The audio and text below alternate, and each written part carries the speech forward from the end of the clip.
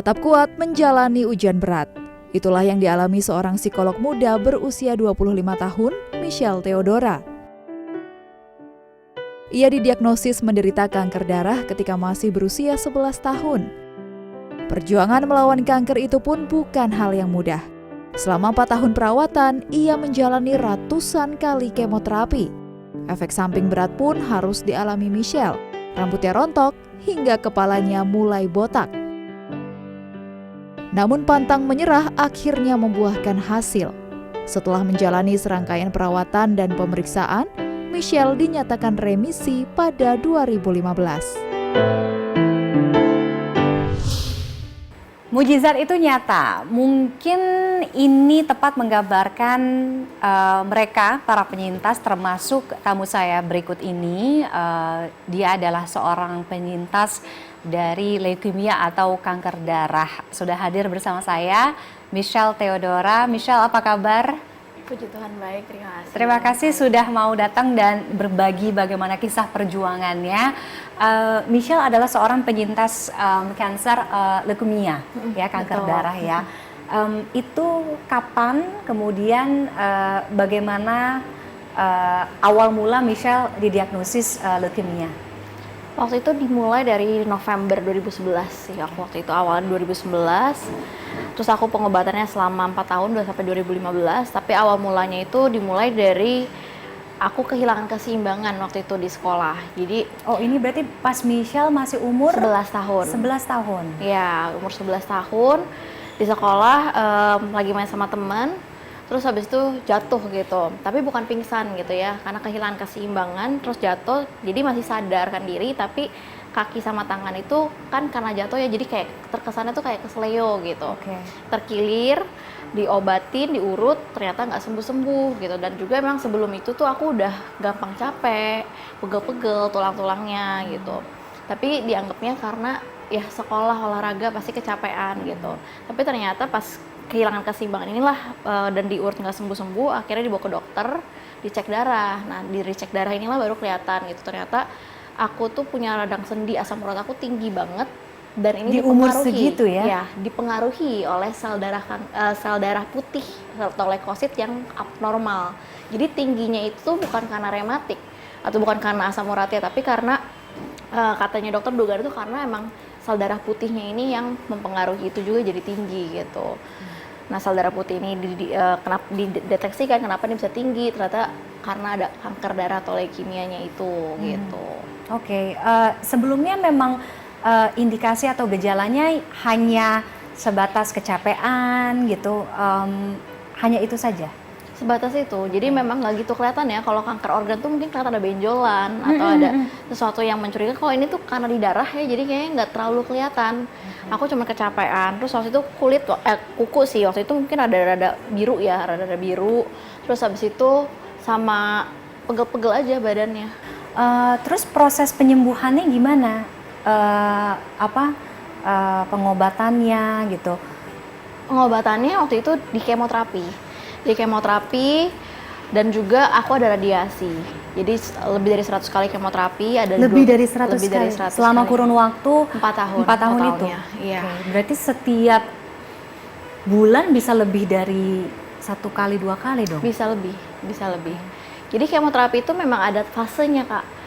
Jadi ada fase namanya itu yang di awal nih induksi kalau nggak salah. Jadi ada fase kalau induksi ini benar-benar kayak intens banget. Ini khusus kanker darah ya, aku nggak ngomong yang aku alami itu ada yang intens banget, setiap minggu tuh bisa selalu ada. Dan kemoterapi itu tipenya beda-beda, ada yang infus, ada yang suntik kayak vaksin, ada juga yang kayak radiasi gitu ya, diradiasi kan pakai sinar gitu ya. Jadi intensitasnya beda-beda, frekuensinya itu beda-beda gitu. Jadi ada yang sebulan sekali, ada juga yang 3 bulan sekali nanti lama-lama. Jadi begitu fase ini selesai gitu, nanti ada tahap juga maintenance di mana lama jadi 3 bulan sekali, seperti itu.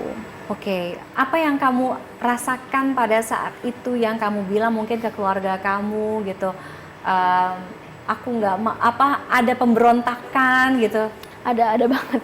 Jadi awalnya karena sebagai anak 11 tahun gitu ya, Aku waktu itu bener-bener pas sakit kanker ini, aku awal-awal aku tuh nggak bisa terima keadaan. Aku marah, aku kecewa, aku tuh nangis setiap hari karena kondisi aku saat itu kan awalnya memang karena jatuh ya, dan kenanya ke tulang. Jadi itu tulang-tulang aku semuanya sakit. Aku nggak bisa tidur baring pun nggak bisa rata. Tidurnya tuh harus duduk pakai ranjang rumah sakit. Jadi kalau diratain tulang-tulang semua sakit, aku susah nafas.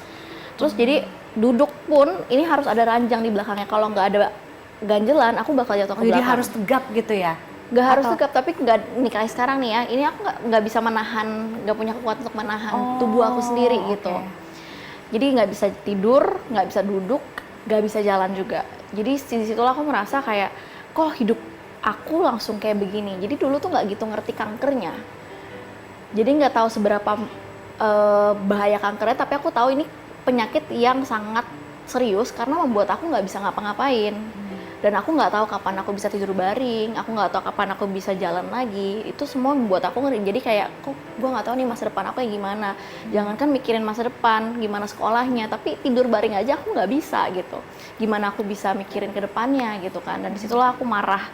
Bukan cuma marah ke keadaan, tapi aku marah ke Tuhan. Aku marah ke Tuhan, aku nanya kenapa harus aku yang sakit, kenapa orang jahat di luar sana kayak hidupnya enak-enak aja. Padahal aku pegang firman Tuhan setiap hari. Jadi dari kecil tuh emang dibiasakan orang tua untuk dekat sama Tuhan gitu ya. Tapi ternyata di saat itu aku masih marah karena aku masih memandang Tuhan dengan cara yang salah. Waktu itu aku masih memandang Tuhan cuma sekedar Santa Claus yang kayak seolah-olah tuh kalau misalkan aku berbuat baik, aku harusnya dapat berkat. Aku berbuat baik karena aku mau dapat berkat. Kalau aku berbuat jahat baru aku dihukum. Tapi kan aku nggak jahat Tuhan. Aku nggak mau nyontek. Aku jadi anak yang jujur, jadi anak yang taat. Kenapa yang aku dapat bukan berkat, tapi kok penyakit. Tapi lewat proses itulah pelan-pelan Tuhan bentuk ya mindset aku, perubahan karakter, perubahan tentang pandangan terhadap Tuhan sendiri dan pandangan terhadap kehidupan itu sendiri juga gitu. Ini mengubah cara pandang kamu terhadap kehidupan, terhadap pencipta, ya kan, terhadap Tuhan. Bagaimana kamu memaknai itu ya? Pernah nggak ada di satu titik Michelle nggak mau minum obat, nggak mau pengobatan gitu, karena udah capek aja? Dari awal itu sebenarnya aku nggak mau disuntik.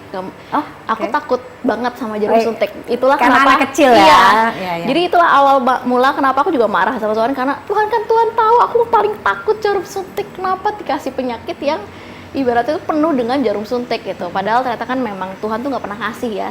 Pencobaan tuh nggak datang dari Tuhan gitu kan. Tapi saat itu aku memahaminnya tuh penyakitnya datangnya dari Tuhan gitu. Jadi marah-marahnya ke Tuhan.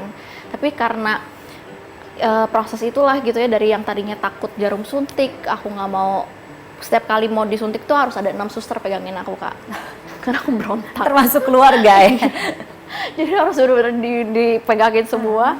Sampai dari awalnya marah-marah itu sampai satu titik akhirnya aku merasa ya udahlah, aku marah-marah, aku kecewa, aku maki-maki Tuhan, aku menjauh dari Tuhan, aku nggak mau doa, aku nggak mau baca firman Tuhan lagi, itu juga nggak bikin aku sembuh. Aku nolak terus suster-suster aku marahin juga aku nggak sembuh juga gitu. Sampai akhir titiknya dimana aku belajar untuk yaudah, walaupun aku nggak ngerti kenapa aku sakit dan kenapa ini semua terjadi sama aku nggak mau tahu lagi juga itu kenapa. Yang penting sekarang aku gimana cara bisa sembuh. Nah situlah titik awal juga dimana aku belajar untuk berserah gitu ya, bukan menyerah. Kalau menyerah itu kan pada keadaan, tapi berserah itu kan sama yang di atas gitu ya.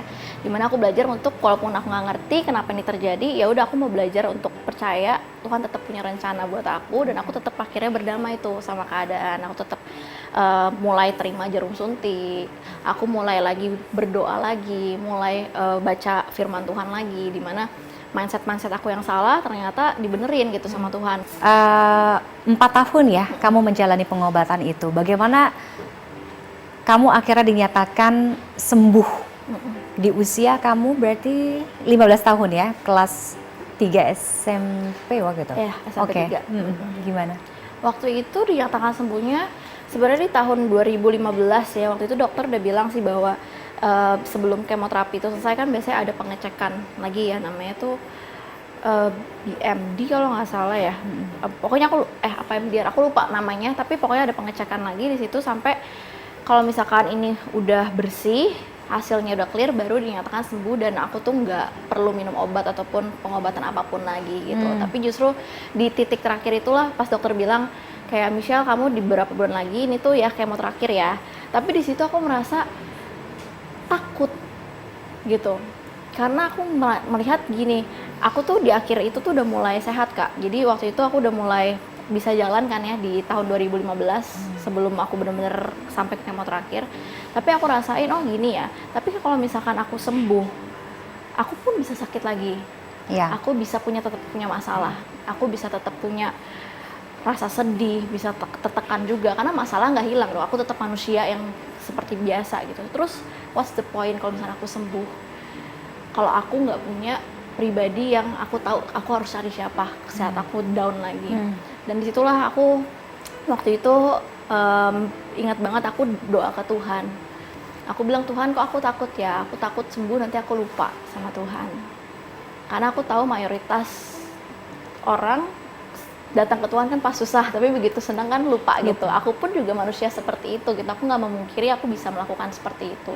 Dan aku bilang ke Tuhan kalau aku jadian kayak gitu, lebih baik aku nggak usah sembuh Tuhan. Bang, tolong kalau Tuhan mau buat aku sembuh, jadikan aku satu orang yang kalau di firman Tuhan tuh bilang ada 10 orang kusta disembuhkan. Cuma 99 itu pergi, cuma satu yang balik untuk berterima kasih. Dan aku bilang ke Tuhan aku mau jadi yang satu. Dalam prosesnya Michelle juga pernah dinyatakan kambuh. Aku bilangnya apa? Kambuh ya? Iya.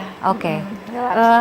Gimana ketika kamu berpikir saatnya kamu bisa beraktivitas dan hidup normal kembali seperti teman-teman kamu gitu? Ternyata ini belum selesai. Waktu itu tahun 2013 akhir gitu ya. Waktu itu aku bersyukur banget karena dari yang awalnya aku marah-marah sama Tuhan, ini aku diproses banyak kan Kak, selama 2011 sampai 2013 ini. Pas 2013 dinyatakan kambuh, aku udah responnya udah berbeda. Karena aku udah banyak dirubah mindsetnya segala macam. Jadi aku udah gak lagi takut, justru herannya mami aku yang bener-bener stres, papi aku kan stres gitu ya, waduh udah mau selesai tiba-tiba harus lanjut lagi dengan dosis yang 2 kali lipat lebih besar gitu kan. Tapi di situ iman aku udah bertumbuh gitu ya, dimana aku sendiri dikuatkan karena Tuhan juga mungkin tahu ini waktunya kamu udah siap gitu untuk menghadapi ini gitu, dimana aku yang jadi nguatin mereka. Aku bilang nggak sedetik pun aku bilang ke mereka kenapa aku kambuh lagi gitu, tapi aku justru bilang ke mereka, aku bilang mami aku percaya orang kalau mau naik kelas ulangannya itu makin banyak, ulangannya juga makin susah, jadi aku percaya aku mau naik kelas. Ya perjalanannya nggak mudah pasti ya, apalagi di usia yang masih kecil waktu itu. Apakah juga perjalanan yang Michelle lalui ini yang membuat Michelle memutuskan untuk beralih menjadi besarnya mengambil jurusan psikologi, akhirnya sekarang berprofesi sebagai psikolog untuk menguatkan, memberikan pendampingan gitu, itu juga? Itu salah satu alasannya, tapi lebih tepatnya mungkin lewat penyakit ini gitu ya, lewat proses aku melawan kanker darah ini, aku jadi lebih disadarkan sama panggilan Tuhan dalam hidupan aku sih Kak. Karena pas aku justru pengobatan kanker ini, aku sering banget dijadiin tempat curhat pasien. Jadi kalau pasien baru datang biasanya itu suruh nih Michelle ngomongin, ceritain ke dia gitu, sharing kekuatan. Nah itu banyak banget dari pasiennya sendiri sampai ke keluarganya juga. Jadi entah mamanya atau papanya tolong ditelepon ya, tolong ini. Tapi entah kenapa juga aku sangat enjoy doing it gitu. Aku nggak terbeban sama sekali, aku bisa ladenin orang berjam-jam, aku bisa dengerin cerita dia, aku bisa kuatin dia sampai dari yang tadinya bener-bener down sampai thank you Michelle, aku jadi bisa punya semangat lagi, aku percaya aku juga bisa sembuh dan sebagainya. Dan itu membuat aku kayak merasa hidup aku jadi lebih meaningful aja. Dan itu yang akhirnya aku lihat ternyata aku nggak sadar aku lagi di prepare. Di saat itu aku lagi di prepare 2011 sampai 2015, sampai di tahun 2017 aku belum sadar bahwa aku mau ngambil psikolog. Sampai 2017 inilah pas mau ngambil jurusan kuliah aku baru mulai nanya kayak jurusan apa ya yang aku mau ambil, karena nggak pernah kepikiran sedikit pun mau ambil psikologi. Tapi begitu doa aku tahu ternyata calling aku di psikologi gitu, dan situ akhirnya aku ambil baru psikologi gitu. Baik, kisahnya menarik untuk kita ambil sebagai penguat dan juga pengingat tentunya, ya kan, berserah, pasrah tapi tidak menyerah. Mudah-mudahan ini bisa menjadi kekuatan juga orang-orang yang menonton di luar sana untuk bisa bangkit berdiri, ya kan, karena semua orang punya cerita dan jalannya masing-masing. Terima kasih sekali lagi Michelle sudah berbagi, sudah sharing ceritanya. Sehat selalu, ya kan? Tiffany juga. Iya kan, tetap semangat ya. Amin. Baik, dan usai jeda berikut kami masih akan kembali, tetaplah bersama Talk is Fun.